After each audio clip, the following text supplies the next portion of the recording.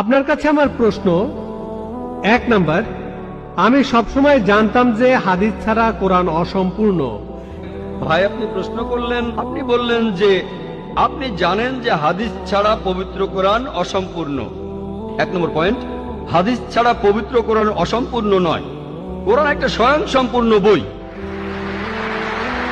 তবে কোরআনের কথাগুলো বুঝতে গেলে আপনাকে এগুলোর ব্যাখ্যা পড়ে দেখতে হবে। আর হাদিস হলো পবিত্র কোরআনের ব্যাখ্যা, যে কথাগুলো বলে গিয়েছেন নবীজি সাল্লাল্লাহু আলাইহি সাল্লাম। পবিত্র কোরআনের সূরা রাদের 38 নম্বর আয়াতে উল্লেখ করা হয়েছে, ওয়ালিকুল্লি কওমিন হাদ, প্রত্যেক যুগে আমি কিতাব নাজিল করেছি।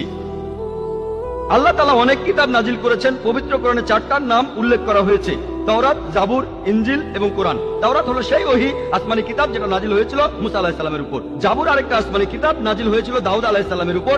ইনজিল হলো সেই আসমানি কিতাব যেটা নাজিল হয়েছিল ঈসা আলাইহিস সালামের উপর। আর কোরআন হলো সর্বশেষ ও চূড়ান্ত আসমানি কিতাব, নাজিল হয়েছিল সর্বশেষ ও চূড়ান্ত নবী মুহাম্মদ সাল্লাল্লাহু আলাইহি সাল্লামের উপর।